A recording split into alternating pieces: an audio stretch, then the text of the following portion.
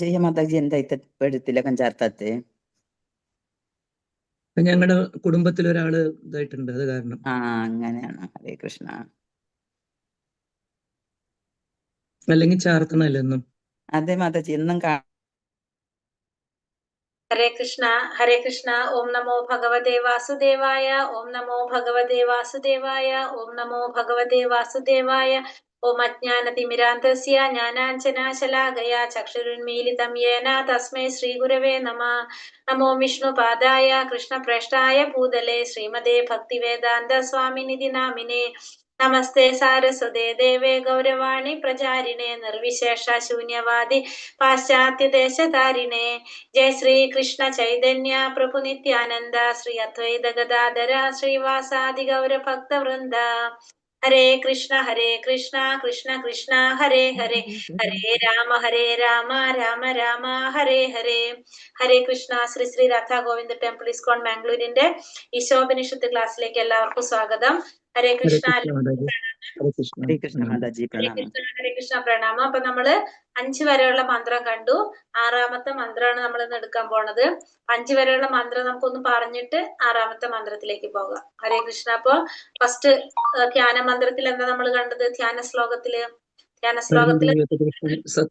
സത്യവും പൂർണ്ണവുമാണ്. ഭഗവാനെ ഉത്ഭവിക്കുന്നതെല്ലാം പരിപൂർണമാണ്. പൂർണ്ണതയിൽ നിന്നുണ്ടാകുന്നതെല്ലാം സ്വയം പൂർണ്ണങ്ങളാണ്. അതായത് ഭഗവാൻ സത്യവും പൂർണ്ണവുമാണ്. ഭഗവാനിൽ നിന്ന് ഉത്ഭവിക്കുന്നതും എങ്ങനെയായിരിക്കും? പൂർണ്ണതയിൽ നിന്നുണ്ടാകുന്നതെല്ലാം സ്വയം പൂർണ്ണമാണ്. ഭഗവാനിൽ നിന്ന് എത്ര പൂർണ്ണങ്ങൾ ഉണ്ടായാലും ഭഗവാൻ എപ്പോഴും എങ്ങനെ തന്നെ നിലനിൽക്കും? സമ്പൂർണനായിട്ട് തന്നെ നിലനിൽക്കും എന്നുള്ളതാണ് നമ്മൾ ധ്യാന മന്ത്രത്തിൽ കണ്ടത്. 1ാമത്തേല് നമ്മൾ പറഞ്ഞു എല്ലാ ചരാചരങ്ങളും ഭഗവാന്റെ ഉടമസ്ഥതയിലും നിയന്ത്രണത്തിലും ഉള്ളതാണ്.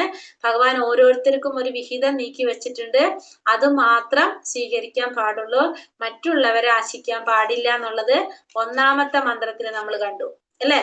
2ാമത്തെ മന്ത്രത്തിൽ കണ്ടു അങ്ങനെ ആശിക്കാതെ ഭഗവാൻ പറയുന്നത് അനുസരിച്ച് നമ്മൾ ജീവിക്കുകയാണെങ്കിൽ 100 കണക്കിന് വർഷം നമുക്കിവിടെ ജീവിക്കാൻ സാധിക്കും. നമ്മളെ കർമ്മബന്ധനങ്ങളില് നമ്മൾ തളയ്ക്കപ്പെടുന്നില്ല. ഒരു മനുഷ്യനെ സംബന്ധിച്ചിടത്തോളം ഇതല്ലാതെ വേറൊരു വഴിയില്ല എന്നുള്ളത് നമ്മൾ 2ാമത്തെ മന്ത്രത്തിൽ കണ്ടു. 3ാമത്തെ മന്ത്രത്തിൽ പറഞ്ഞു ആത്മസാക്ഷാത്കാരത്തിന് ശ്രമിക്കാത്തവൻ ആരായാലും അവൻ എന്ത് പോയി പറ്റൂ? അന്ധകാരം നിറഞ്ഞ അന്ധകാരം നിറഞ്ഞതും അജ്ഞാനം നിറഞ്ഞതുമായിട്ടുള്ള ആസുരികമായിട്ടുള്ള ലോകങ്ങളിലേക്ക് എത്തിച്ചേർന്നേ മതിയാകൂ എന്നാണ് 3ാമത്തെ മന്ത്രത്തിൽ പറയുന്നത് അല്ലെ. ആദ്യത്തെ 3 മന്ത്രം. പിന്നെ 4ഉം 5ഉം നമ്മൾ ഭഗവാന്റെ 4ാമത്തെ ഭഗവാന്റെ മഹത്വത്തെ കുറിച്ച് കാണിക്കുന്നു.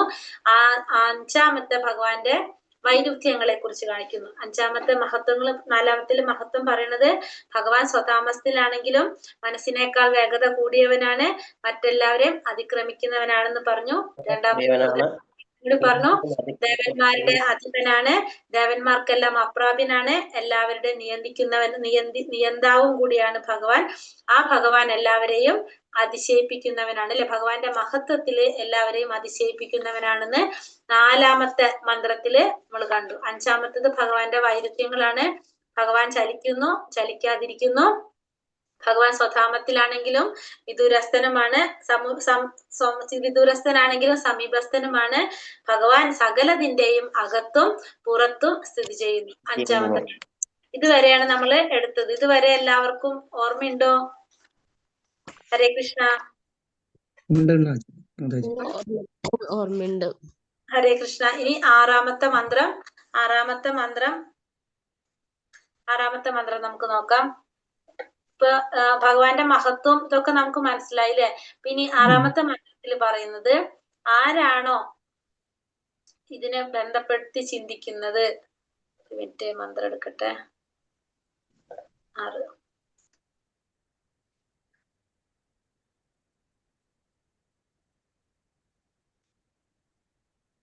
അതായത് എല്ലാറ്റിനെയും ഭഗവാനുമായിട്ട് ബന്ധപ്പെടുത്തി ചിന്തിക്കുന്നവൻ എല്ലാറ്റിലും ആരെ കാണാൻ സാധിക്കും? ഭഗവാനെ കാണാൻ സാധിക്കും. അങ്ങനെയുള്ള വ്യക്തി ആ ഒന്നിനെയും വെറുക്കുന്നില്ല.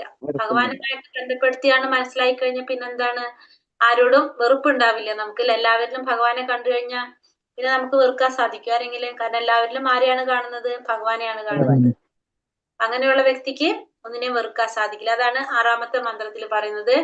ഹരേ കൃഷ്ണ. ഓം നമോ ഭഗവതേ വാസുദേവായ. യസ്തു സർവാണി ഭൂതാനി ആത്മന്യോവാനുപശ്യതി സർവഭൂതേഷു ചാത്മാനം തതോ ന വിജുഗുപ്സതേ. യസ്തു സർവാണി ഭൂതാനി ആത്മന്യോവാനുപശ്യതി സർവഭൂതേഷു ചാത്മാനം തതോ ന വിജുഗുപ്സതേ. എന്താണ് ഇതിൽ പറയുന്നത്? ഏതൊരുവനാണോ ഭഗവാനുമായി ബന്ധപ്പെടുത്തി സകലതിനെയും ദർശിക്കുന്നത്, സർവ ജീവരാശികളെയും അവിടുത്തെ അംശമായിട്ട് കാണുന്നത്, ഏതൊരുവൻ സർവ്വതിലും ഭഗവാനെ ദർശിക്കുന്നുവോ ആ വ്യക്തി ഒന്നിനെയും വെറുക്കുന്നില്ല. ഇവിടെ പറയണത് എല്ലാതും ഭഗവാനുമായി ബന്ധപ്പെടുത്തിയിട്ട് കാണാൻ സാധിക്കുന്നത്, എല്ലാവരും ഭഗവാന്റെ അംശമാണെന്ന് കാണാൻ സാധിക്കുന്നവൻ, എല്ലാറ്റിലും ഭഗവാൻ ഉണ്ടെന്ന് മനസ്സിലാക്കുന്നവൻ ഒന്നിനെയും വെറുക്കുന്നില്ല. അപ്പൊ എല്ലാറ്റിനും നമ്മള് ഭഗവാനുമായിട്ട് ബന്ധപ്പെടുത്തി കാണാൻ ശ്രമിക്കുന്നു, എല്ലാവരും ഭഗവാന്റെ അംശമാണെന്ന് മനസ്സിലാക്കുന്നു, അതേപോലെ തന്നെ എല്ലാറ്റിലും ഭഗവാനെ ദർശിക്കാൻ സാധിക്കുക. അങ്ങനെയുള്ള ഒരു വ്യക്തി ഒന്നിനെയും വെറുക്കുന്നില്ല. അപ്പൊ എല്ലാതും നമ്മൾ ചെയ്യുന്ന അല്ലെങ്കിൽ നമ്മൾ കാണുന്ന എല്ലാ കാര്യങ്ങളും ഭഗവാനുമായിട്ട് ബന്ധപ്പെടുത്തി നമ്മൾ കാണുന്നു, നമ്മൾ ദർശിക്കുന്നു. അപ്പൊ എല്ലാത്തിനെയും ഭഗവാനുമായിട്ട് ബന്ധപ്പെടുത്തി നമ്മൾ കാണുന്നു, എല്ലാവരും ഭഗവാന്റെ അംശമാണെന്ന് നമ്മൾ മനസ്സിലാക്കുന്നു, എല്ലാറ്റിലും ഭഗവാൻ ഉണ്ട്, ഏതൊരുവൻ സർവ്വതിലും ഭഗവാനെ ദർശിക്കുന്നില്ല. അപ്പൊ എല്ലാറ്റിലും ഭഗവാൻ ഉണ്ട് എന്ന് മനസ്സിലാക്കുന്നവൻ ഒന്നിനെയും വെറുക്കുന്നില്ല. 3 പോയിന്റാണ് ഇവിടെ പറയുന്നത്. ഒന്ന്, എല്ലാവരെയും ഭഗവാനുമായിട്ട് ബന്ധപ്പെടുത്തിയിട്ട് ഭഗവാനുമായി ബന്ധപ്പെടുത്തി സകലതിനെയും ദർശിക്കുന്നു, എല്ലാവരും ഭഗവാന്റെ അംശമാണെന്ന് മനസ്സിലാക്കുന്നവൻ. 3ാമത്തെ പറഞ്ഞത് എല്ലാറ്റിലും ഭഗവാൻ ഉണ്ടെന്ന് മനസ്സിലാക്കുന്നവൻ ഒന്നിനെയും വെറുക്കുന്നില്ല. ക്ലിയർ ആയോ? ഒന്നാമത്തത് എല്ലാം ഭഗവാനുമായിട്ട് ബന്ധപ്പെടുത്തി കാണുന്നു, എല്ലാവരും ഭഗവാന്റെ അംശമാണെന്ന് കാണുന്നു, എല്ലാറ്റിലും ഭഗവാൻ ഉണ്ടെന്ന് മനസ്സിലാക്കുന്നു. 3 തരത്തിലും പറഞ്ഞു അല്ലെ. ഇങ്ങനെയുള്ള ഒരു വ്യക്തി ഒന്നിനെയും വെറുക്കുന്നില്ല. കാരണം എല്ലാതും ഭഗവാന്റെ തന്നെയാണ്, ഭഗവാന്റെ അംശമാണ്, എല്ലാറ്റിലും ഭഗവാനുണ്ട്. അങ്ങനെ മനസ്സിലാക്കി കഴിഞ്ഞാൽ ഒന്നിനെയും വെറുക്കാനായിട്ട് ആ വ്യക്തിക്ക് സാധിക്കില്ല എന്നതാണ് 6ാമത്തെ മന്ത്രത്തിൽ പറയുന്നത്. അപ്പൊ ഒന്ന്, എല്ലാറ്റിനെയും ബന്ധപ്പെടുത്തി ഭഗവാനുമായി ബന്ധപ്പെടുത്തി കാണുന്നു, പിന്നെ എല്ലാതും ഭഗവാന്റെ അംശമാണെന്ന് മനസ്സിലാക്കുന്നു, പിന്നെ എല്ലാറ്റിലും ഭഗവാൻ ഉണ്ടെന്ന് മനസ്സിലാക്കുന്നു. അങ്ങനെയുള്ള ഒരു വ്യക്തി ഒന്നിനെയും വെറുക്കുന്നില്ല എന്നാണ് പറയുന്നത്. മനസ്സിലായോ ഞാൻ പറഞ്ഞത്? ഹരേ കൃഷ്ണ. മനസ്സിലായി മാതാജി.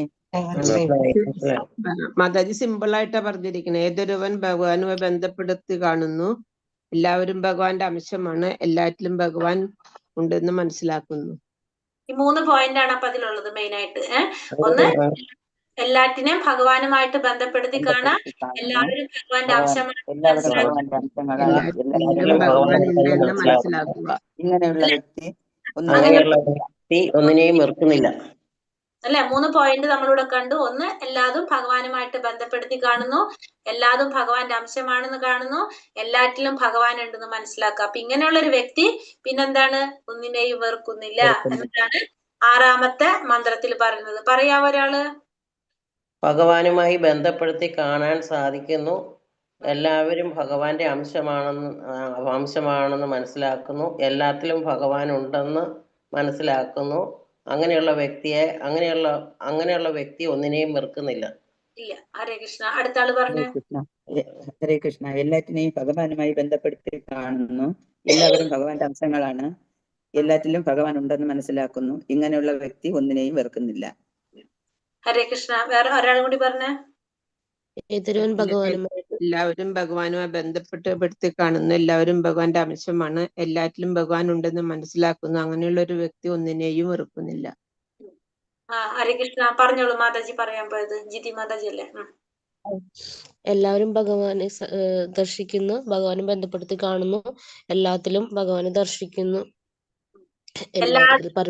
ഒന്നാമത് ഭഗവാനുമായിട്ട് ബന്ധപ്പെടുത്തി എല്ലാറ്റിനെയും കാണാം. നമ്മൾ എല്ലാം ഭഗവാനുമായിട്ട് ബന്ധപ്പെടുത്തുക, പിന്നെ എല്ലാവരിലും ഭഗവാന്റെ അംശമാണല്ലോ, എല്ലാവരും ഭഗവാന്റെ അംശമാണെന്ന് മനസ്സിലാക്കുക, പിന്നെ എല്ലാറ്റിലും എന്നും കൂടി നമുക്ക് മനസ്സിലാക്കാൻ കഴിഞ്ഞാൽ നമ്മള് പിന്നെ ഒന്നിനെയും നമ്മൾ വെറുക്കില്ല അല്ലെ. നമ്മള് ഇവിടെ ശത്രുവായാലും നമുക്ക് എന്തറിയാം? ഭഗവാന്റെ അംശമാണ്, അവരിലും ഭഗവാനുണ്ട്. അപ്പൊ പിന്നെ നമുക്ക് ആ ശത്രുവിനെ വെറുക്കാനായിട്ട് സാധിക്കില്ല. അതേപോലെ തന്നെ എല്ലാ ജീവാത്മാക്കളും, നമ്മൾ മനുഷ്യരല്ലാത്ത എല്ലാ ജീവാത്മാക്കളും എന്താണ്? ഭഗവാന്റെ അംശമാണ്, അവരിലും ആരുണ്ട്? ഭഗവാനുണ്ട്. നമ്മ വെറുക്കില്ല. നമ്മൾ ചെയ്യുന്ന പ്രവർത്തികള് ഭഗവാനുമായിട്ട് ബന്ധപ്പെടുത്തിയാണ് നമ്മൾ ചെയ്യണമെങ്കിലോ നമുക്ക് ആ ചെയ്യുന്ന കർമ്മത്തിനോട് നമുക്ക് എന്താണ് വരുന്നത്? കാരണം ഭഗവാന് വേണ്ടിയിട്ടാണ് നമ്മൾ അത് ചെയ്യുന്നത് അല്ലെ? അതൊരു ഉത്സാഹത്തോടെ നമ്മൾ ചെയ്തുകൊണ്ടിരിക്കുക. അപ്പൊ എല്ലാം ഭഗവാനുമായിട്ട് ബന്ധപ്പെടുത്തി കാണുന്നു, പിന്നെ ചെയ്യുന്നു, അല്ലെങ്കിൽ സകലതിനെ കാണുന്നു, പിന്നെല്ലാം ഭഗവാന്റെ അംശമാണെന്ന് കാണാം, എല്ലാറ്റിലും ഭഗവാൻ ഉണ്ടെന്ന് മനസ്സിലാക്കുക. അപ്പൊ അങ്ങനെയുള്ള ഒരു വ്യക്തി ഒന്നിനെയും വെറുക്കുന്നില്ല. മനസ്സിലായല്ലോ അല്ലെ? 16ാമത്തെ മന്ത്രം പഠിച്ചു എല്ലാവരും. അപ്പൊ ഇനി അതിന്റെ ഭാവാർത്ഥത്തിൽ പറയുന്നത് സകല വസ്തുക്കളും പരമദിവ്യോത്തമ പുരുഷനുമായി ബന്ധപ്പെടുത്തി ദർശനം ചെയ്യുന്ന മഹത് വ്യക്തിയാണ് മഹാഭാഗവതൻ. മഹാഭാഗവതൻ എന്ന് പറഞ്ഞാൽ നമുക്ക് അറിയാവുന്നതാണ് അല്ലെ? ഭാഗവതത്തിനനുസരിച്ച് ജീവിക്കുക, അല്ലെങ്കിൽ എല്ലാ വസ്തുക്കളും ഭഗവാനുമായിട്ട് ബന്ധപ്പെടുത്തി കാണുന്ന വ്യക്തിയെ മഹാഭാഗവതൻ എന്ന് പറയാം. ഭഗവാന്റെ സാന്നിധ്യം സാക്ഷാത്കരിക്കുന്നതിന് 3 ഘട്ടങ്ങളാണുള്ളത്. 3 തരത്തില് ഭഗവത് സാക്ഷാത്കാര 3 തരത്തിലൂടെ 3 ഘട്ടങ്ങളിലൂടെ ഭഗവത് സാന്നിധ്യം സാക്ഷാത്കരിക്കാൻ സാധിക്കും. ഒന്ന് നമ്മൾ പഠിച്ചിട്ടുണ്ട് അല്ലെ? കനിഷ്ഠാധികാരി, മധ്യമാധികാരി, ഉത്തമാധികാരി. നമ്മൾ ഉപദേശാമൃതത്തിൽ പഠിച്ചില്ലേ? കനിഷ്ഠ ഭക്തൻ, ഉത്തമ ഭക്തൻ, മധ്യമ ഭക്തൻ എന്ന് പറഞ്ഞിട്ട് അത് തന്നെയാണ് ഇവിടെ പറയുന്നത്. കനിഷ്ഠാധികാരി, മധ്യമാധികാരി, ഉത്തമാധികാരി. ഫസ്റ്റ് കനിഷ്ഠ അധികാരി, കനിഷ്ഠ ഭക്തൻ. കനിഷ്ഠൻ എന്നത് സാക്ഷാത്കാരത്തിന്റെ ഏറ്റവും താഴ്ന്ന പടിയാണ് കനിഷ്ഠ. അയാൾ സ്വന്തം മതവിശ്വാസം അനുസരിച്ച് ക്ഷേത്രത്തിലോ പള്ളിയിലോ ചെന്ന് ആരാധന നടത്തുന്നു, സ്വന്തം മതപ്രമാണം അനുസരിച്ച് ആരാധന നടത്തുന്നു. അതായത് കനിഷ്ഠ ഭക്തൻ എന്ന് പറഞ്ഞാല് സ്വന്തം മതവിശ്വാസം അനുസരിച്ച്, അതായത് സ്വന്തമായിട്ടുള്ള ഒരു നിലപാടുണ്ടാവും, അങ്ങനെ അനുസരിച്ച് ക്ഷേത്രത്തിൽ പോയിട്ട് ആരാധന നടത്തുന്നതാണ് ആര്? കനിഷ്ഠ ഭക്തൻ എന്ന് പറയുന്നത്. നമ്മൾ പറഞ്ഞില്ലേ, അമ്പലത്തിൽ പോയാൽ മാത്രമേ ഭഗവാനെ കാണാൻ സാധിക്കുള്ളൂ എന്ന് വിചാരിച്ച് അങ്ങനെ പോയിട്ട് അവിടെ ചെന്ന് ദർശനം എടുത്ത് ആരാധന നടത്തുന്നവരാണ് ആര്? കനിഷ്ഠ ഭക്തന്മാര്. അത്തരം ഭക്തൻ ആരാധനാ സ്ഥലത്തൊഴികെ മറ്റൊരു സ്ഥലത്തും ഭഗവാൻ സന്നിഹിതനല്ലെന്ന് കരുതുന്നു. അവരെ ധാരണ എന്താണ്? അമ്പലത്തിൽ മാത്രമേ ഭഗവാനുള്ളൂ, വേറെ എവിടെയും ഭഗവാൻ ഇല്ല എന്നാണ് അവര് കരുതുന്നത്. ഭക്തിയുടെ സേവനത്തിൽ ഒരാൾ ഏത് തലത്തിൽ എത്തിയിരിക്കുന്നുവെന്നോ ഭഗവാനെ സാക്ഷാത്കരിച്ചവരാ ആരെന്നോ അയാൾക്കറിയില്ല. അപ്പൊ ഇങ്ങനെയുള്ളവർക്ക് ആരെയും മനസ്സിലാക്കാനും സാധിക്കില്ല, കാരണം അവര് പുതിയ ഭക്തന്മാരാണ്. അപ്പൊ അതുകൊണ്ട് തന്നെ പുതുഭക്തന്മാരായതുകൊണ്ട് ആരാണ് ഭക്തിയുടെ സേവനത്തില് സാക്ഷാത്കാരത്തിൽ കുറച്ചുകൂടി ഉയർന്നവരെന്നോ ഏത് തലത്തിലാണ് ഓരോരുത്തരും എത്തിയിരിക്കുന്നെന്നോ ഭഗവാനെ സാക്ഷാത്കരിച്ചവരാരാണെന്നൊന്നും ആർക്ക് മനസ്സിലാക്കാൻ സാധിക്കില്ല? ഈ കനിഷ്ഠ ഭക്തർക്ക് മനസ്സിലാക്കാനായിട്ട് സാധിക്കില്ല. ഇത് നമ്മൾ നേരത്തെ പറഞ്ഞ പോയിന്റ്സ് തന്നെ നമുക്ക് മനസ്സിലാവുണ്ടാവുമല്ലോ പറയുമ്പോ. ഇനി രണ്ടാമത്തെ മധ്യമ ഭക്തര്, മധ്യമാധികാരികള്. ഇത്തരം ഭക്തർ 4 വിഭാഗം സത്തകൾ തമ്മിലുള്ള വ്യത്യാസം മനസ്സിലാക്കുന്നു. അപ്പൊ ഈ മധ്യഭക്തര്, മധ്യമാധികാരികൾ അല്ലെങ്കിൽ മധ്യഭക്തര് ഈ പറഞ്ഞ വ്യത്യാസം മനസ്സിലാക്കാൻ സാധിക്കും. അതായത് കനിഷ്ഠ ഭക്തരാരാണ്, ഉത്തമ ഭക്തരാരാണ് എന്നൊക്കെ എല്ലാം മനസ്സിലാക്കാനായിട്ട് സാധിക്കുന്നവരാണ് ആര്? മധ്യമ ഭക്തര്. ഭഗവാൻ ആരാണ്, ഭക്തന്മാരാരാണ്, പരമപുരുഷ ജ്ഞാനമില്ലാത്ത നിഷ്കളങ്കരാരാണ്, ഭഗവാനിൽ വിശ്വാസമില്ലാത്ത ഭക്തിയുടെ സേവനത്തെ വെറുക്കുന്ന ആസുരികൾ അല്ലെങ്കിൽ നാസ്തികർ ആരാണ്? ഈ 4 കൂട്ടരെ കുറിച്ചും മനസ്സിലാക്കാൻ ആർക്കറിയാൻ പറ്റും? മധ്യമാധികാരിക്ക് അറിയാൻ സാധിക്കും. ഭഗവാനെ കുറിച്ച് അറിയാൻ സാധിക്കും, ഭഗവാന്റെ ഭക്തന്മാരെ കുറിച്ച് അറിയാൻ സാധിക്കും, ഭഗവാന്റെ ജ്ഞാനമില്ലാത്ത നിഷ്കളങ്കരായിട്ടുള്ളവരെ കുറിച്ച്, നവാഗതരെ കുറിച്ച് അറിയാൻ സാധിക്കും, ഭഗവാനിൽ വിശ്വാസമില്ലാത്തവരെ കുറിച്ചും അറിയാൻ ആർക്ക് സാധിക്കും? ഈ മധ്യമ ഭക്തർക്ക്, മധ്യമാധികാരികൾക്ക് സാധിക്കും. മധ്യമാധികാരികൾ ഈ 4 തരം വ്യക്തികളോടും വ്യത്യസ്തമായി പെരുമാറുന്നു. അപ്പൊ മധ്യമാധികാരികള് ഈ 4 കൂട്ടരോടും 4 രീതിയിലായിരിക്കും പെരുമാറുന്നത്. അയാൾ ഭഗവാനെ പ്രേമഭാജനമായി കരുതി ആരാധിക്കുന്നു. പിന്നെ ഭഗവാനെ പ്രേമഭാജനമായിട്ട് കരുതി ആരാധിക്കുന്നു. ഭക്തന്മാരുമായിട്ട് നല്ലൊരു സൗഹൃദം പുലർത്തി പോകുന്നവനായിരിക്കും. ഈശ്വരജ്ഞാനം നൽകി അവരിൽ സുപ്തമായ ഈശ്വര പ്രേമത്തെ പുനരുജ്ജീവിപ്പിക്കാൻ ശ്രമിക്കുന്നു. അപ്പൊ എല്ലാവർക്കും ഭഗവാനെ കുറിച്ചുള്ള ജ്ഞാനം പറഞ്ഞു കൊടുത്ത് ഭഗവാനോടുള്ള ഒരു പ്രേമത്തെ പുനരുജ്ജീവിപ്പിക്കാനായിട്ട് ശ്രമിക്കുന്നവനാണ് ഈ മധ്യമ ഭക്തർ. പുനരുജ്ജീവിപ്പിക്കാന്നാ പറയണല്ലോ, നമ്മളിൽ ഉറങ്ങിക്കിടക്കുന്ന ഒരു ജ്ഞാനം ശരിക്കും ഭഗവാനോടുള്ള ഒരു എന്താ പറയാ പ്രേമം അല്ലെങ്കിൽ ഒരു സേവനം നമ്മൾ എല്ലാവരുടെ ഉള്ളിലുണ്ട്. അപ്പൊ അത് ഇങ്ങനെ മൂടിക്കെടുക്കാണ്. ആ മൂടിക്കെടുക്കുന്നതിനെ പുറത്തേക്ക് കൊണ്ടുവരാണ് ആര് ചെയ്യുന്നത്? മധ്യമ അധികാരി അല്ലെ മധ്യമ ഭക്തര് ചെയ്യുന്നത്. ഭഗവാന്റെ നാമത്തെ പോലും അവജ്ഞയോടെ കാണുന്ന നാസ്തികനെ സമീപിക്കുന്നില്ല. അപ്പൊ മധ്യമാധികാരി ഒരിക്കലും ആരെ സമീപിക്കുന്നില്ല? ഭഗവാന്റെ നാമത്തെ അവജ്ഞയോടെ കാണുന്ന നാസ്തികനെ മധ്യമാധികാരി സമീപിക്കുന്നില്ല. എന്തുകൊണ്ടാണ് മധ്യമാധികാരി സമീപിക്കാത്തത്? ഹരേ കൃഷ്ണ. മധ്യമാധികാരി എന്തുകൊണ്ടായിരിക്കും ഭഗവാനെ കുറിച്ച് അറിയാവുന്നുള്ളത് കൊണ്ട് ഭക്തന്മാരെ ഭഗവാന്റെ ഭക്തനെ അറിയണുണ്ട്. അല്ല, ഇവിടെ പറഞ്ഞിരിക്കുന്ന എന്താണ്? നാസ്തികരെ സമീപിക്കുന്നില്ല. അപ്പൊ ശരിക്കും മധ്യമ ഭക്തനല്ല, ഒരു ഭക്തനല്ല ശരിക്കും. അപ്പൊ ഈ ആസുരിക സ്വഭാവത്തിലുള്ളവർ എന്തുകൊണ്ടാണ് സമീപിക്കാത്തത്? അവര്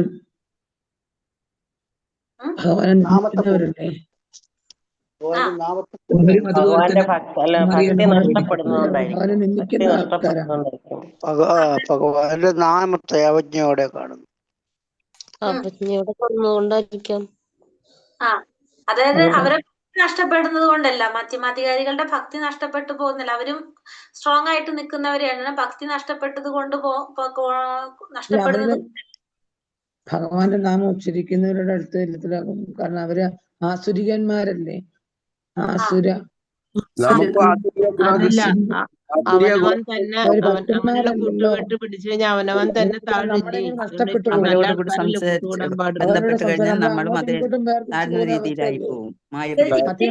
മധ്യമാധികാരികളാ കനിഷ്ഠാധികാരികൾക്കാണ് അങ്ങനെ സംഭവിക്കുന്നത്. മധ്യമാധികാരികൾ താഴേക്ക് പോകുന്നില്ല. ഇവരും ഉറച്ചവരാണ്, ഭക്തിയിൽ ഉറച്ചവരാണല്ലോ. അപ്പൊ ഇവര് ഉയരത്തിലേക്ക് പോണ്ടേ. അപ്പൊ ഉയർന്നല്ലേ നോക്കും. അങ്ങനെ പാടില്ലല്ലോ. നമ്മളെല്ലാവരും പറഞ്ഞു കൊടുക്കണം എന്നല്ലേ പറയുന്നത്. അപ്പൊ പിന്നെ ഇവരെ ഒഴിവാക്കിയാൽ ശരിയാവും? അവിടെ അവര് നാമം ചെല്ലാത്ത ഒരാൾക്കാരുടെ നാമം ചൊല്ലിക്കാന്നുള്ളത് ലക്ഷ്യം.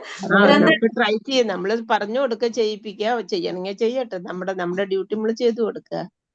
അതായത് മധ്യമാധികാരി എന്തുകൊണ്ടാണ് ഇവരെ സമീപിക്കാത്തതെന്ന് വെച്ചാല്, ഇവര് എന്താണ് നമ്മൾ പറയാ, തർക്കിക്കുന്നവരെന്നൊക്കെ പറയില്ല. ആസുരിക സ്വഭാവത്തിലുള്ളവരെന്ന് പറഞ്ഞാല് അവര് ഭഗവാനിൽ വിശ്വസിക്കുന്നില്ല അല്ലെ. അപ്പൊ ഇപ്പൊ മധ്യമാധികാരി അവരോട് പറയാണ് ഭഗവാൻ പരമദിവ്യോത്തമ പുരുഷനാണെന്നൊക്കെ പറയുമ്പോ അവരെന്ത് ചെയ്യും? അവരതിനെ എതിർക്കുമ്പോ ഈ മധ്യമാധികാരി എന്ന് പറഞ്ഞത് ഭഗവാന്റെ ഭക്തനാണ് അല്ലേ? ആണല്ലോ. ഇവരെന്താണ്? ഇവര് ഭഗവാന് ഓപ്പോസിറ്റ് ആയിട്ട് പറയുന്നവരാണ് ആണല്ലോ. നിരീശ്വരവാദികളാണ് അവര് അല്ലെ. അല്ലെങ്കിൽ അതായത് ഭഗവാനെ അംഗീകരിക്കാത്തവരാണ് അവര്. അപ്പൊ ഭഗവാനെ അംഗീകരിക്കാതിരിക്കുമ്പോ അവര് ഓട്ടോമാറ്റിക്കലി അവര് പറയണത് മുഴുവൻ എന്താണ്? ആ ഭഗവാനെ നിന്ദിച്ചായിരിക്കും സംസാരിക്കുന്നുണ്ടാവുക അല്ലേ? നിന്ദിച്ചായിരിക്കും സംസാരിക്കുന്നുണ്ടാവുക. പിന്നെ അത് മാത്രമല്ല, അപ്പൊ ഒരു ഭക്തനോട് അപരാധം കൂടിയാണ് അവര് ചെയ്യുന്നത് അല്ലെ. മധ്യമാധികാരി ഭക്തനല്ലേ. അപ്പൊ ഒരു ഭക്തനോട് അപരാധം ചെയ്ത് അവിടെ ആർക്ക് ദേഷ്യം വരും? ഭഗവാന് ദേഷ്യം വരും. അത് ഒഴിവാക്കണം. ഒന്ന്, ഭക്തനോട് അപരാധം ചെയ്യാൻ പാടില്ല. അപ്പൊ അത് ഒഴിവാക്കുക. പിന്നെ രണ്ടാമത്തെ കാര്യം, ഇവര് ഭഗവാനെ കുറിച്ച് നിന്ദിക്കുകയാണ് വീണ്ടും വീണ്ടും. ആ നിന്ദിക്കുന്നത് ഒഴിവാക്കുക. അതായത് അവര് എന്താ ചെയ്തുകൊണ്ടിരിക്കുന്നത്? ഭഗവാനെ കുറിച്ച് നിന്ദിക്കല്ലേ ചെയ്യുന്നത്. അപ്പൊ നമ്മൾ അതിനൊരു ചാൻസ് കൊടുക്കണ്ടല്ലോ. ഇപ്പൊ അവര് തർക്കിക്കുമ്പോ നമ്മളത് വിട്ട് കളഞ്ഞ് നമ്മൾ മാറും അവിടെ നിന്ന്. മാറിയില്ലെങ്കിൽ എന്താ സംഭവിക്കുന്നത്? അവിടെ അവര് വീണ്ടും വീണ്ടും ഭഗവാനെ കുറിച്ച് നിന്ദിച്ചുകൊണ്ടേ ഇരിക്കുകയാണ് ചെയ്യുന്നത്. അപ്പൊ അത് നമ്മൾ ഒഴിവാക്കാനായിട്ട് നോക്കുക. കാരണം അവർക്ക് അതുകൊണ്ടാണ് ഇവരെ അടുത്തുനിന്ന് ആര് മാറുന്നത്? മധ്യമാധികാരി മാറുന്നത്.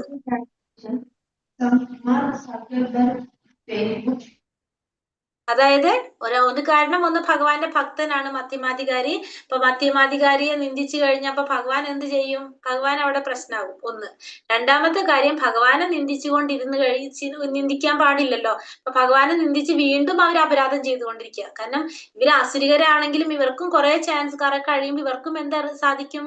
ഭഗവാനെ കുറിച്ച് അറിയാനുള്ള ചാൻസ് കിട്ടാം. ഇന്നല്ലെങ്കിൽ നാളെ അവർക്ക് കിട്ടും. പക്ഷെ അവർ വീണ്ടും അപരാധം ചെയ്തുകൊണ്ടിരിക്കുകയാണെങ്കിൽ പിന്നെയും അവർക്ക് അത് ദൂരത്തേക്ക് പോയിക്കൊണ്ടിരിക്കുകയാണ് ചെയ്യുന്നത് അല്ലെ. അപ്പൊ അങ്ങനത്തെ കാര്യങ്ങൾക്ക് അവസരം ഇല്ലാതാക്കാൻ, അത് ഒഴിവാക്കാൻ വേണ്ടിയിട്ടാണ് മധ്യമാധികാരി എന്ത് ചെയ്യണത്?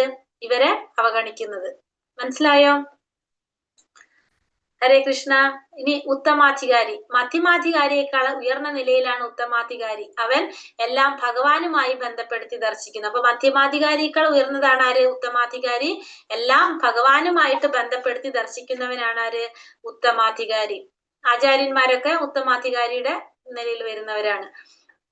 അത്തരം ഒരു ഭക്തൻ നാസ്തികനെന്നോ ആസ്തികനെന്നോ ഉള്ള ഭേദമില്ലാതെ എല്ലാവരെയും ഈശ്വരന്റെ ഭാഗങ്ങളായി ദർശിക്കുന്നു. അപ്പോ ഇവരെന്താണ്, ഉത്തമാധികാരികള് എല്ലാവരെയും ഒരേപോലെ കാണും. നമ്മൾ ഈ പറഞ്ഞ പോലെ നാസ്തികനാണെന്നോ ആസ്തികനാണെന്നോ, അതായത് ആസുരികനാണെന്നോ ദൈവിക സ്വഭാവമുള്ളവനാണെന്നുള്ള വ്യത്യാസമില്ലാതെ എല്ലാവരും ഭഗവാന്റെ ഭാഗമാണെന്ന് കാണുന്നവനാണ് ഉത്തമാധികാരി. എല്ലാവരെയും ഈശ്വരന്റെ ഭാഗങ്ങളായി ദർശിക്കുന്നു. അപാരജ്ഞാനിയായ ഒരു ബ്രാഹ്മണനും ഒരു ശ്വാവും തമ്മിൽ സാരവത്തായ വ്യത്യാസമില്ലെന്നറിഞ്ഞ പണ്ഡിതാ സമദർശിന ഭഗവത്ഗീതയിൽ പറയുന്ന ശ്ലോകം അല്ലെ. എല്ലാവരെയും ഒരുപോലെ കാണാനായിട്ട് സാധിക്കും. ചണ്ടാളനെയും എന്താ പറയുന്നത്, ബ്രാഹ്മണനെയും ചണ്ടാലകുലത്തിൽ പിറന്നവനെയും ഒരു നായിയെയും നായ് മാംസം ഭക്ഷിക്കുന്നവനെ എല്ലാവരും ഒരുപോലെ കാണാനായിട്ട് ആർക്ക് സാധിക്കും? ഉത്തമാധികാരിക്ക് സാധിക്കും. രണ്ടുപേരും പരമപുരുഷന്റെ സൂക്ഷ്മ അംശങ്ങളാണ്. മുൻജന്മങ്ങൾക്കനുസരിച്ച് അവർ ഭിന്ന ശരീരങ്ങളിൽ വർത്തിക്കുന്നേയുള്ളൂ. അപ്പൊ ഉത്തമാധികാരിക്ക് എന്തറിയാം? ഈ പറഞ്ഞ മനുഷ്യരായാലും മൃഗങ്ങളായാലും എല്ലാവരും ഭഗവാന്റെ തന്നെ അംശമാണ്. നമ്മൾ മുൻജന്മത്തിൽ ചെയ്ത കർമ്മത്തിന്റെ അടിസ്ഥാനത്തില് നമുക്ക് മനുഷ്യ ശരീരം കിട്ടി, അവർക്ക് മൃഗത്തിന്റെ ശരീരം കിട്ടി എന്നുള്ളൊരു വ്യത്യാസം മാത്രമേ ഉള്ളൂ എന്നുള്ളത് ആർക്കറിയാൻ സാധിക്കും? ഈ ഉത്തമാധികാരിക്ക് അറിയാനായിട്ട് സാധിക്കും. അതുകൊണ്ട് എല്ലാവരെയും ഒരുപോലെ കാണാനായിട്ട് ശ്രമിക്കും. ഭൗതികമായ അപൂർണതയാൽ നഗ്നനേത്രങ്ങൾക്ക് ഒരു വസ്തുവിനെയും ശരിയായി കാണാൻ സാധിക്കുന്നില്ല. ഉന്നത സ്രോതസ്സുകളിൽ നിന്ന് അറിവ് നേടാതെ ഒരാൾക്ക് ശരിയായ ദർശനം സാധ്യമാവില്ല. അപ്പോ ഭൗതികമായിട്ടുള്ള അപൂർണത കൊണ്ട് നമുക്കറിയാലോ, നമുക്ക് നമ്മുടെ ഇന്ദ്രിയങ്ങൾക്ക് കുറെ പരിമിതികളുണ്ട്. അതുകൊണ്ട് നമുക്ക് ഒന്നിനെയും ശരിയായിട്ട് കാണാൻ സാധിക്കില്ല. അതേപോലെ തന്നെ ശരിയായിട്ടുള്ള ഒരു ജ്ഞാനം നേടാതെ നമുക്കൊന്നും ശരിയായി ദർശിക്കാനും സാധിക്കില്ല. നമ്മള് ആ ശരിയായിട്ടുള്ള ഒരു ജ്ഞാനം അത് നമ്മൾ നേടിയാൽ മാത്രമേ നമുക്ക് ശരിയായ ദർശനവും നമുക്ക് സാധ്യമാകുന്നുള്ളൂ. ഏറ്റവും ഉന്നതമായ പ്രഭവസ്ഥാനം ഭഗവാനാൽ സ്വയം അരുളപ്പെട്ട വൈദിക വിജ്ഞാനം തന്നെയാണ്. അപ്പൊ അത് നേടാൻ വേണ്ടിയിട്ട് നമുക്ക് എങ്ങനെ സാധിക്കുക?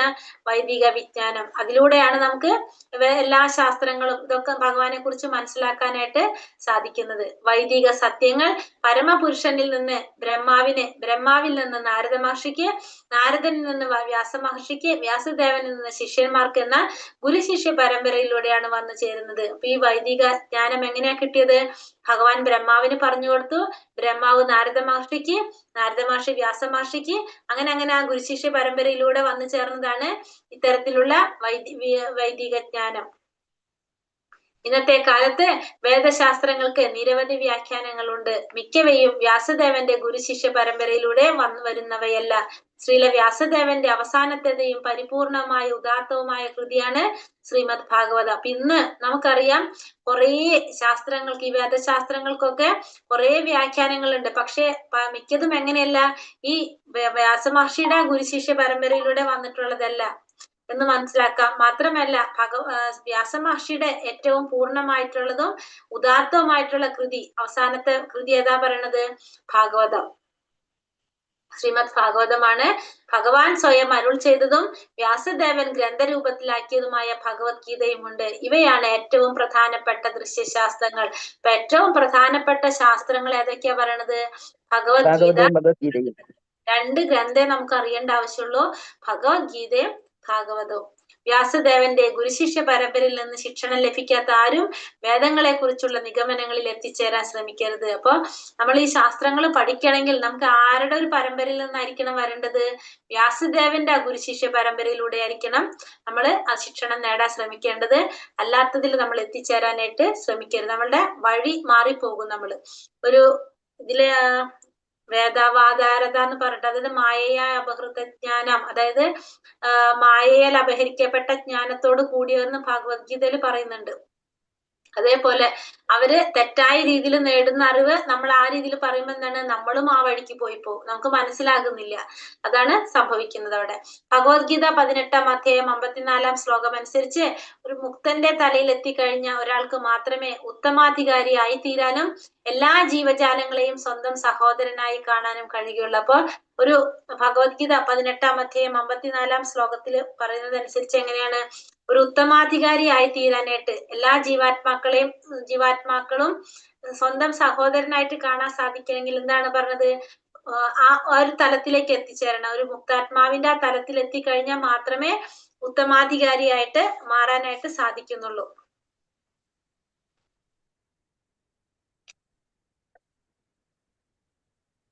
ഹരേ കൃഷ്ണ കൃഷ്ണ കൃഷ്ണ ഹരേ ഹരേ, ഹരേ രാമ രാമ രാമ ഹരേ ഹരേ.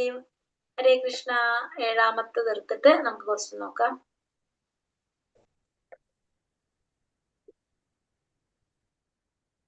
അപ്പൊ 6ാമത്തെ നമ്മൾ എന്താ മന്ത്രം പറഞ്ഞത്? എങ്ങനെയാണ് പറഞ്ഞത്? 6ാമത്തെ മന്ത്രത്തില് എല്ലാം ഭഗവാനുമായിട്ട് ബന്ധപ്പെടുത്തിയും എല്ലാം ഭഗവാന്റെ അംശമാണെന്നും എല്ലാറ്റിലും ഭഗവാൻ എല്ലാത്തിലും എല്ലാത്തിനെയും ഭഗവാനുമായി ബന്ധപ്പെടുത്തിയിരുന്നു. എല്ലാവരും ഭഗവാന്റെ അംശങ്ങളാണ്. എല്ലാത്തിലും ഭഗവാനുണ്ട്. ഭഗവാനുണ്ട്. അങ്ങനെയാണ് നമ്മൾ 6ാമത്തെ ഭഗവാന്റെ അംശം. അതാണ് 6ാമത്തെ മന്ത്രം പറയുന്നത്. ഇനി 7ാമത്തെ മന്ത്രത്തിൽ പറയുന്നത് യസ്മിൻ സർവാണി ഭൂതാനി ആത്മൈവാ ഭൂത് വിജാനതഃ തത്ര കോ മോഹകാശോക ഏകത്വം അനുപശ്യത. യസ്മിൻ സർവാണി ഭൂതാനി ആത്മൈവാ ഭൂത് വിജാനതഃ തത്ര കോ മോഹകാശോക ഏകത്വം അനുപശ്യത. എന്താ പറയുന്നത്? എല്ലാ ജീവജാലങ്ങളും ഗുണപരമായി ഭഗവാന് തുല്യരായ ആത്മീയ സ്ഫുലിംഗങ്ങളായി വീക്ഷിക്കുന്നവൻ ശരിയായ ജ്ഞാനമുള്ളവയാണ്.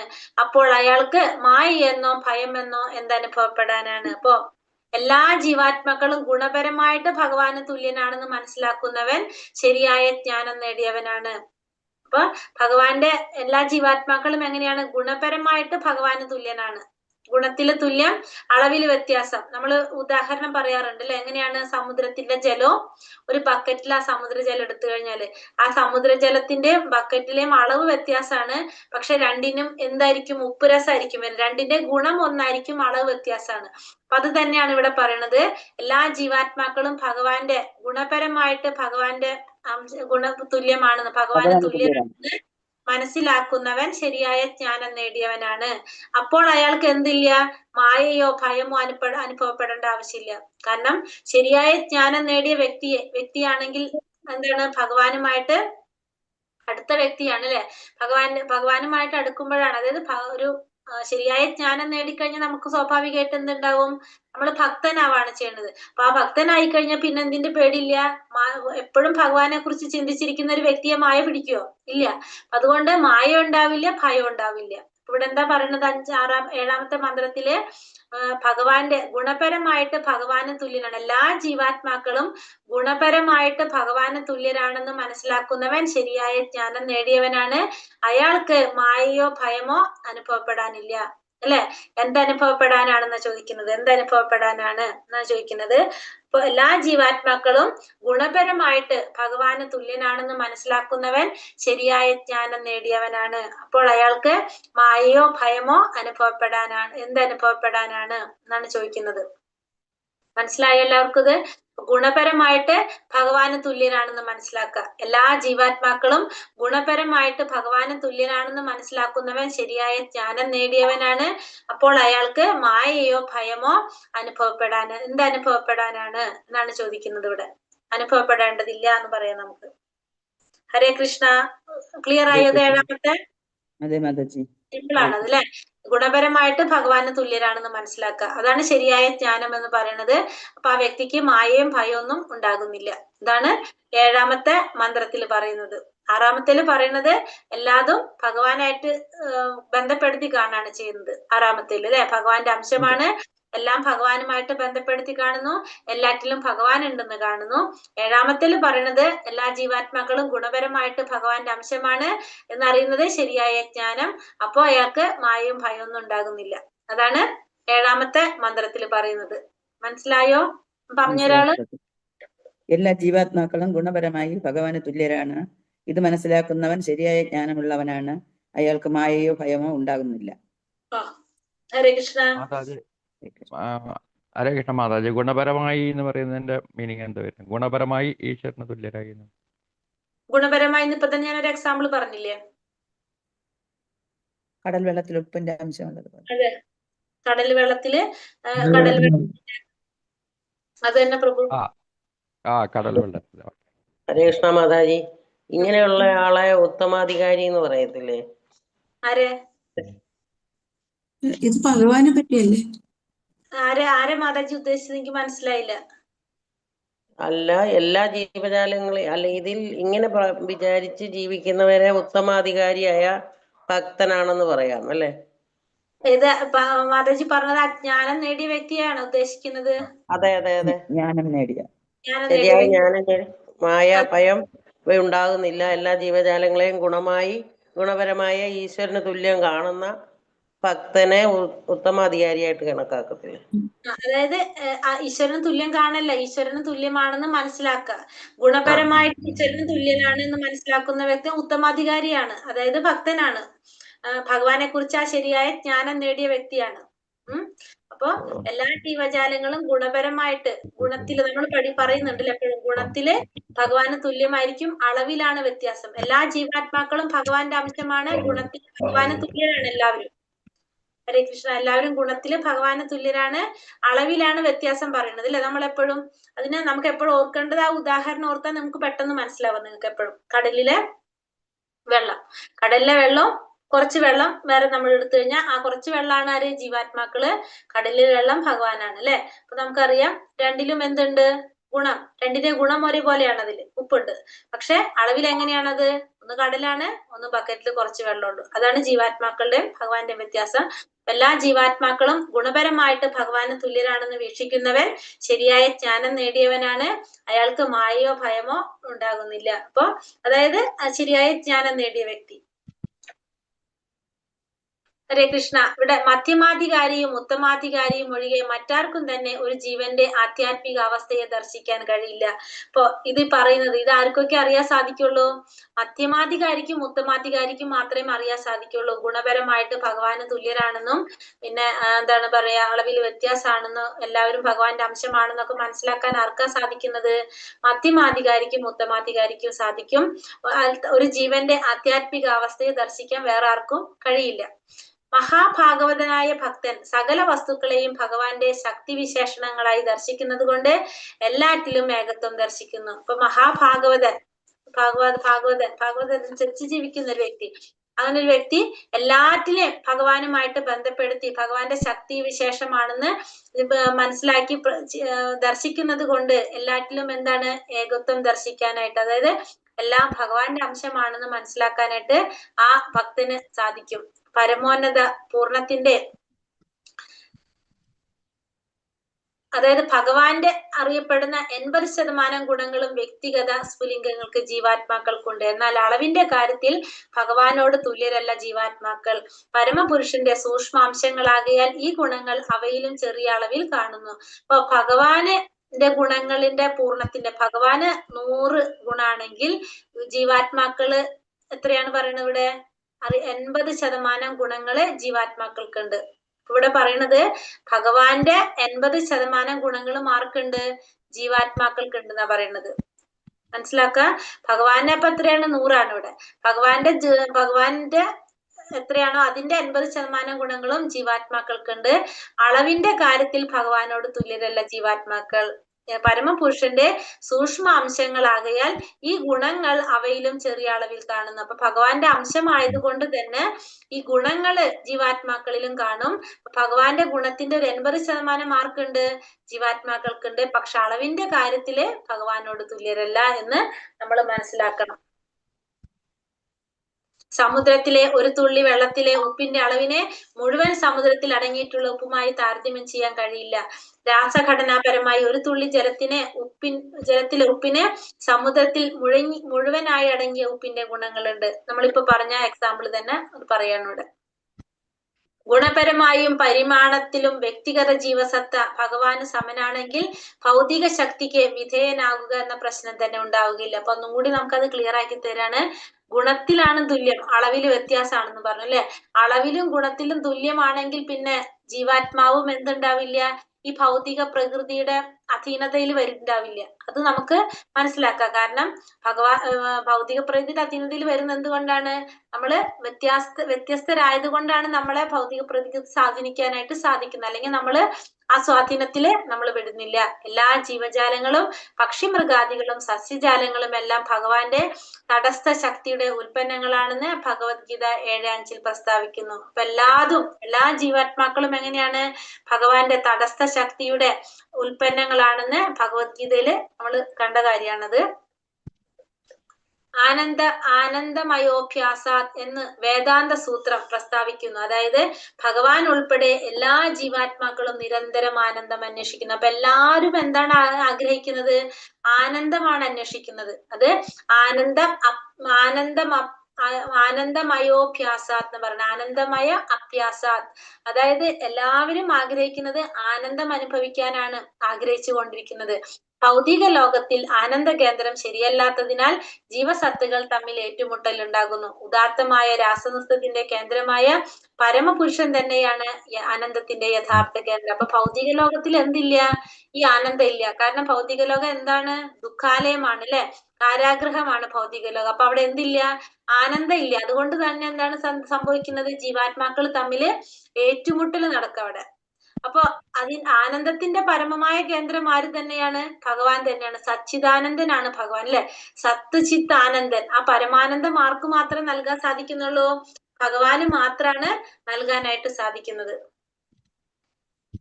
നാം എല്ലാം ഒരേ അതീന്ദ്രിയ താല്പര്യത്തോടെ ഇതിൽ പങ്കുചേർന്ന് ഭഗവാനോടൊപ്പം ജീവിതം ആസ്വദിക്കേണ്ടവരാണ്. അപ്പൊ നമ്മൾ എല്ലാവരും എന്താണ്? ആ ഒരേ ആനന്ദം, ആ പരമാനന്ദം ആഗ്രഹിക്കുന്നവരാണ്. അപ്പൊ നമ്മുടെ എല്ലാവരുടെയും ആഗ്രഹം ഒന്നാണ്. അപ്പൊ നമ്മൾ എന്ത് ചെയ്യണം? ഭഗവാനോടൊപ്പം ചേർന്ന് ജീവിതം ആസ്വദിക്കേണ്ടവരാണ് നമ്മൾ എല്ലാവരും. മായ അഥവാ വ്യാമോഹത്തിൽ നിന്നാണ് നിരീശ്വര സംസ്കാരം ഉടലെടുത്തത്. അത്തരം സംസ്കാരത്തിന്റെ ഫലമാണെങ്കിലോ ശോകം തന്നെ. കാരണം അത് എപ്പോൾ വേണമെങ്കിലും തകർക്കപ്പെടാം. അതാണ് പ്രകൃതി നിയമം. ഇവിടെ എന്താ പറയുന്നത്? നമ്മൾ മായ അല്ലെങ്കിൽ ആ വ്യാമോഹം, അതിൽ നിന്നാണ് എന്ത് വന്നത്? ഈ നിരീശ്വര സംസ്കാരം. അതായത് ഇല്ലാത്ത ഒന്ന്. മായ എന്ന് വെച്ചാൽ ഇല്ലാത്ത ഒന്ന്. അപ്പൊ അതിന്റെ ഫലം എപ്പോഴും എങ്ങനെയായിരിക്കും? ഇല്ലാത്തൊരു കാര്യത്തിനെ കുറിച്ചാണെങ്കിൽ നമുക്ക് എപ്പോഴും എന്താ ഉണ്ടാവുക? ദുഃഖം, ശോകം. കാരണം അത് എപ്പോൾ വേണമെങ്കിലും തകർക്കപ്പെടാം. അത് പ്രകൃതി നിയമമാണ്. അപ്പൊ അത് എപ്പോ വേണമെങ്കിലും നശിച്ചു പോകാവുന്നതാണ്. അതാണ് പ്രകൃതി നിയമം പറയുന്നത്. ഇവിടെ പരാമർശിക്കപ്പെട്ട ആത്മഭൂതഹിതം, ഭഗവാന്റെ ഹിതം പ്രാവർത്തികമാക്കിയാൽ മാത്രമേ നമുക്ക് ദർശിക്കാൻ സാധിക്കുള്ളൂ. അപ്പൊ ഇവിടെ പറയുന്നത് എന്താണ്? ആത്മഭൂതഹിതം,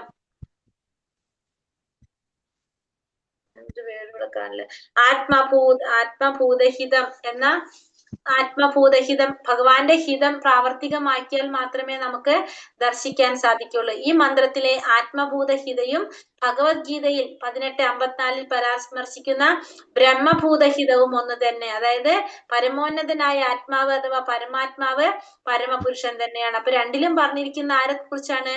ഭഗവാനെ കുറിച്ച്. പരമോന്നതനായിട്ടുള്ള ആത്മാവ് അല്ലെങ്കിൽ പരമാത്മാവ് ആര് തന്നെയാണ്? പരമോന്നതനായിട്ടുള്ള ആത്മാവ്, ജീവാത്മാവ് ആരാണ്? ഭഗവാൻ തന്നെയാണ്. അതാണ് നമ്മള് നിത്യന്മാരിൽ നിത്യൻ എന്നാണ് പറയുന്നത്. നിത്യവും നിത്യാനം ചേതന ചേതന എന്ന് പറയുന്ന ആരാണ്? ചൈതന്യ മഹാപ്രഭുവിന്റെ കഠോപനിഷത്തിൽ പറയുന്നതാണ്. ആ ഒരു ചൈതന്യ മഹാപ്രഭുവിന്റെ കഠോപനിഷത്തിൽ പറയുന്ന ഒരു വാക്കുണ്ട്. എന്താണ്? നിത്യവും നിത്യാനം ചേതന ചേതനാൻ. അപ്പൊ നിത്യന്മാരിൽ നിത്യനും ചേതന നൽകുന്നവരുടെ ചേതനൻ ആര് തന്നെയാണ്? ഭഗവാൻ തന്നെയാണ്. അപ്പൊ രണ്ടും ആര് തന്നെയാണ് വരുന്നത്? ഭഗവാൻ തന്നെയാണ് വരുന്നത്. അപ്പൊ ഇവിടെയും അത് തന്നെയാണ് പറയുന്നത്. ആ ബ്രഹ്മഭൂതവും പരമോന്നതനായ പരമാത്മാവും പരമപുരുഷൻ തന്നെയാണ്. അപ്പൊ പരമോന്നതനായ ആത്മാവ് അല്ലെങ്കിൽ ആ പരമാത്മാവ് ആര് തന്നെയാണ്? ഭഗവാൻ തന്നെയാണ് എന്ന് ഭഗവത്ഗീതയിലെ ശ്ലോകത്തിൽ പറയുന്നതും പിന്നെ പരമോന്നതൻ ഇവിടെ 18:54 പരാമർശിക്കപ്പെടുന്ന ബ്രഹ്മഭൂതഹിതവും പിന്നെ ഈ മന്ത്രത്തിൽ പറയുന്ന ആത്മഭൂതഹിതവും ഒന്ന് തന്നെയാണ്. അതായത് രണ്ടിലും പറഞ്ഞിരിക്കുന്ന പരമോന്നതനായ ആത്മാവ് അല്ലെങ്കിൽ പരമാത്മാവ് ആര് തന്നെയാണ്? ഭഗവാൻ, പരമദിവ്യോത്തമ പുരുഷനായ ഭഗവാൻ തന്നെയാണ്. ഈ അതീന്ദ്രിയാവസ്ഥയെ കുറിച്ച് അറിവുള്ളവനായ ഒരു വ്യക്തി തൽക്ഷണം പരമോന്നത സത്തയായ ശ്രീകൃഷ്ണനെ ശരണം പ്രാപിക്കുന്നു. ഇത് മനസ്സിലാക്കി കഴിഞ്ഞാൽ അവരെന്ത് ചെയ്യും? അപ്പൊ തന്നെ ഭഗവാന് ശരണം പ്രാപിക്കും. വ്യക്തിഗത ജീവാത്മാക്കളെ പോലെ തന്നെ പരബ്രഹ്മവും ഒരു വ്യക്തിയാണ്. ഭഗവാനായാലും ജീവസത്തയായാലും അവ്യക്തിഗതരല്ല. ഇപ്പോ വ്യക്തിഗത ജീവാത്മാക്കളെ പോലെ തന്നെ പരബ്രഹ്മവും എന്താണ്? ഒരു വ്യക്തിയാണ്. ഭഗവാനായാലും ശരി ജീവാത്മാവായാലും ശരി അവരെങ്ങനെയല്ല? അവ്യക്തിഗതരല്ല. അവര് വ്യക്തിരൂപമില്ലാത്തവരല്ല. ഭഗവാനും ഒരു വ്യക്തിയാണ്, ജീവാത്മാവും ഒരു വ്യക്തിയാണ്. നമ്മൾ ഒന്നാമത്തെ മന്ത്രത്തിൽ പറഞ്ഞല്ലേ, ഭഗവാൻ പൂർണ്ണനായതുകൊണ്ട് ധ്യാന മന്ത്രത്തില് ഭഗവാനിൽ നിന്ന് ഉത്ഭവിക്കുന്ന എല്ലാം പൂർണ്ണങ്ങളായിരിക്കും. ഭഗവാൻ എന്നിട്ട് സമ്പൂർണനായിട്ട് തന്നെ നിലനിൽക്കുന്നു പറഞ്ഞു. അപ്പൊ ഭഗവാൻ ഒരു വ്യക്തിയാണ്, ജീവാത്മാക്കളും എങ്ങനെ തന്നെയാണ്? വ്യക്തി തന്നെയാണ്. ഹരേ കൃഷ്ണ കൃഷ്ണ കൃഷ്ണ ഹരേ ഹരേ, ഹരേ രാമ രാമ രാമ ഹരേ ഹരേ വഞ്ചാകൽപതരൂപേശ്ച കൃപാ സിന്ധോഭ്യവച പതിതാനാം പാവനേഭ്യോ വൈഷ്ണവേഭ്യോ നമോ നമ. അനന്ത കോടി വൈഷ്ണവൃദ്ധി കി ജയ്. ശ്രീല പ്രഭുപാദ് കി ജയ്. ഗുരുദേവ് കി ജയ്. നിതായ് ഗുരു പ്രമാനന്ദേ. ഹരി ഹരി ബോൾ. ഹരേ കൃഷ്ണ.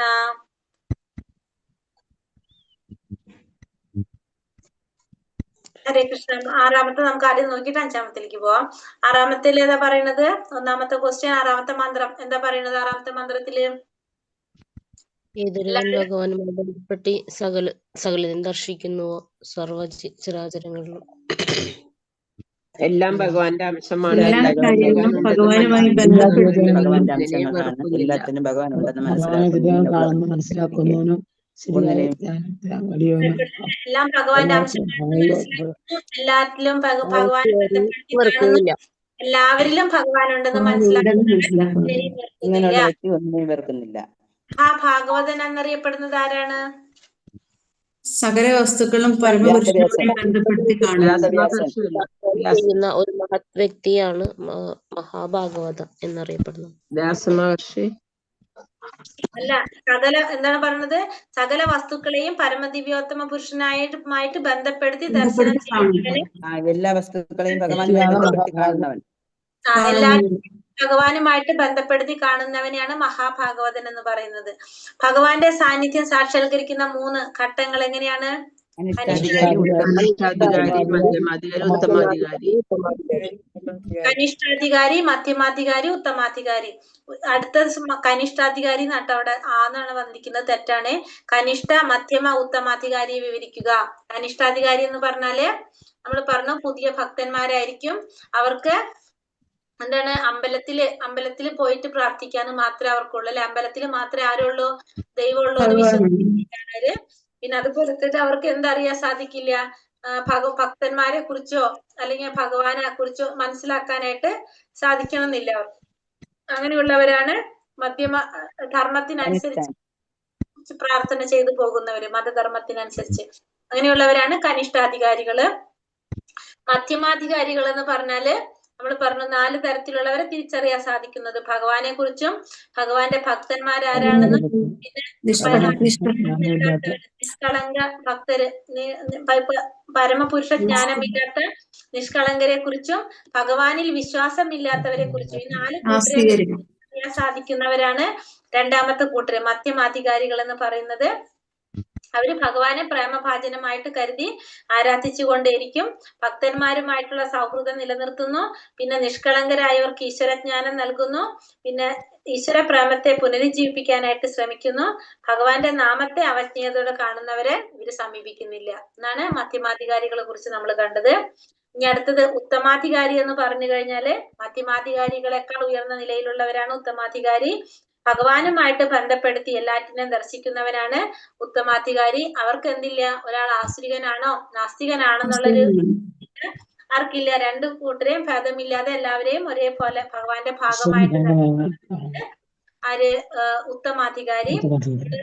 പണ്ഡിത സമദർശിന, ഒരു ബ്രാഹ്മണനായാലും ഒരു ചണ്ടാളനായാലും നായ്മാംസം ഭക്ഷിക്കുന്നവരെല്ലാം ഒരേപോലെ കാണുന്നു. കാരണം കഴിഞ്ഞ ജന്മത്തിൽ ചെയ്ത കർമ്മത്തിന്റെ ഫലമായിട്ടാണ് ഈ ഒരു ജന്മം, ഈ ഒരു മനുഷ്യ ശരീരം കിട്ടിയെന്നും അല്ലെങ്കിൽ ഒരു മൃഗത്തിന്റെ ശരീരം ഒരാൾക്ക് കിട്ടിയ ഒരു വ്യക്തിക്ക് മനുഷ്യനാവാനും ഒരു മൃഗമാവാനും സാധിച്ചതെന്ന് ആർക്കറിയാൻ സാധിക്കും? ആ ഉത്തമാധികാരിക്ക് അറിയാൻ. അതുകൊണ്ട് അതാണ് ഉത്തമാധികാരിയെ കുറിച്ച് പറയുന്നത്. ഇനി ഗുരുപരമ്പരയിൽ ആദ്യത്തെ 3 പേരാരൊക്കെയാണ്? ഭഗവാൻ ബ്രഹ്മാവിനെ, ബ്രഹ്മാവ് നാരദന്, വ്യാസഭഗവാന്, വ്യാസഭഗവാൻ ശിഷ്യന്മാർക്ക് അല്ലെ. പിന്നെ അടുത്തത് ഏറ്റവും പൂർണ്ണമായിട്ടുള്ള കൃതി ഏതാണ്? ഭാഗവതം. ഭാഗവതാണ്. ഏറ്റവും ലാസ്റ്റത്തെ കൃതി ഏതാണ്? ഭാഗവതം. ഏറ്റവും ലാസ്റ്റത്തെ പറഞ്ഞത് ഭാഗവതാണ് പറയുന്നത്. പ്രധാനപ്പെട്ട 2 ഗ്രന്ഥങ്ങൾ ഏതാണ് പറഞ്ഞത്? ഭഗവത്ഗീത, ഭാഗവതം. പ്രധാനപ്പെട്ട നമ്മൾ വായിക്കേണ്ട 2 ഗ്രന്ഥങ്ങൾ പറഞ്ഞത് ഭഗവത്ഗീത. 7ാമത്തെ ക്വസ്റ്റ്യൻ ഇട്ടിട്ടില്ല അല്ലെ? ഇട്ടിട്ടുണ്ടോ? ഉണ്ട് മാതാജി, ഇട്ടിട്ടുണ്ട് അല്ലെ. ഓക്കെ. 7ാമത്തെ ക്വസ്റ്റ്യൻ എന്താണ്? ആർക്കെല്ലാമാണ് ഒരു ജീവന്റെ ആധ്യാത്മിക അവസ്ഥയെ ദർശിക്കാൻ കഴിയുന്നത്? 7ാമത്തെ മന്ത്രം എന്താണ് പറഞ്ഞത്? എല്ലാ ജീവാത്മാക്കളും ഗുണപരമായി ഭഗവാന് തുല്യം തുല്യമാണെന്ന് മനസ്സിലാക്കുന്നവൻ ശരിയായ ജ്ഞാനമുള്ളവനാണ്. അയാൾക്ക് അവർക്ക് മായയോ മായയോ ഭയമോ അയാൾക്ക് മായയോ ഭയമോ ഉണ്ടാകുന്നില്ല. അനുഭവപ്പെടുന്നില്ല. ഉണ്ടാകില്ല. ഉണ്ടാകുന്നില്ല. അപ്പൊ പിന്നത്തെ ചോദ്യം എന്താണ്? ആർക്കെല്ലാമാണ് ഒരു ജീവന്റെ ആധ്യാത്മിക അവസ്ഥയെ ദർശിക്കാൻ സാധിക്കുന്നത്? മധ്യമാധികാരിക്കും ഉത്തമാധികാരിക്കും. ഉത്തമാധികാരികൾക്കുമാണ് ദർശിക്കാനായിട്ട് സാധിക്കുന്നത്. ഭഗവത്ഗീത 7:5 പറയുന്നത് എന്താണ്?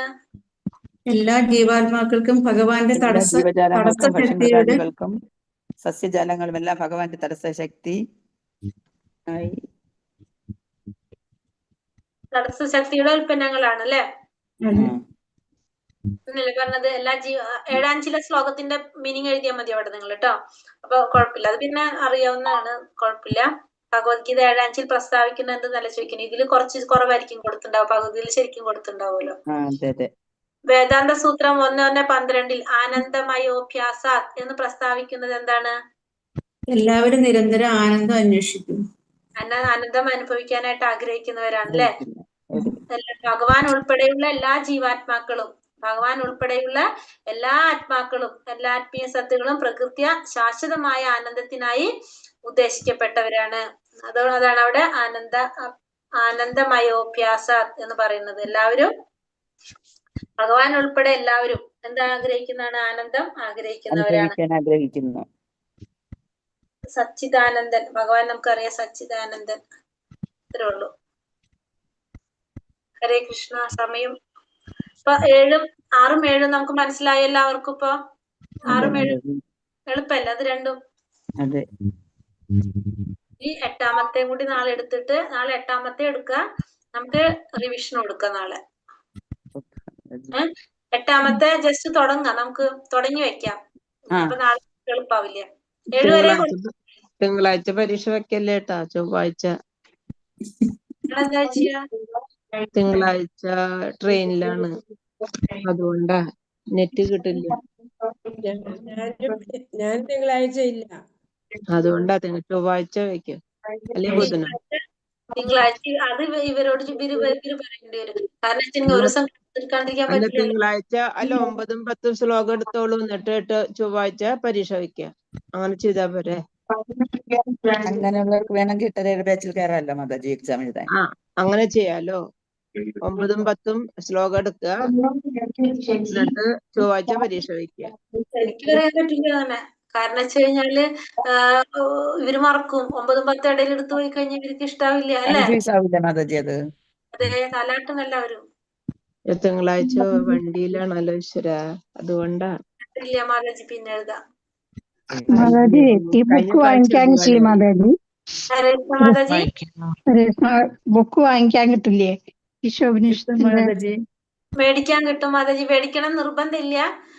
ഇതിന്റെ ഈ ക്വസ്റ്റ്യൻ ആൻസർ നമുക്ക് നോട്ട് ചെയ്താൽ മതി മാതാജി. പ്രിന്റ് എടുക്കാൻ കിട്ടുമോ? ഇത്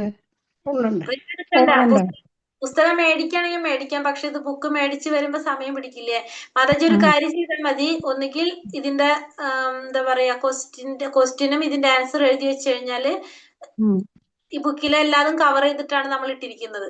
അപ്പൊ പുസ്തകം ഇല്ലെങ്കിൽ ഇവരെല്ലാം ബുക്കില്ല ആരെങ്കിലും. ദിവസം ക്വസ്റ്റ്യൻ ആൻസർ എഴുതി വെച്ചാൽ മതി അല്ലേ? ആരെടുത്തും ബുക്കില്ല. ഒക്കെ മെയിൻ ആയിട്ട് നമുക്ക് പഠിക്കേണ്ടത് ഇതിന്റെ ശ്ലോകത്തിന്റെ അർത്ഥങ്ങളാ പഠിക്കുന്നത്. അപ്പൊ അത് നോട്ട് ചെയ്ത് കഴിഞ്ഞാൽ നമുക്കത് പഠിക്കാൻ പറ്റും. ഹരേ കൃഷ്ണ മാതാജി. ഹരേ കൃഷ്ണ. ഇന്നലെ നാമജപത്തിൽ പിടിച്ചതാ മാതാജിനെ. മാതാജി 53ാമത്തെ ബാച്ചായിരുന്നു. അത് കഴിഞ്ഞിട്ട് ലെവൽ 3 ക്ലാസ്സിൽ കയറാനായിട്ട് മാതാജിനോട് ആരും പറഞ്ഞില്ല. മാതാജി കേറില്ല. എനിക്ക് ലിങ്ക് കിട്ടിയില്ല, പറഞ്ഞതും ഇല്ല. പിന്നെ 4ാം ക്ലാസ്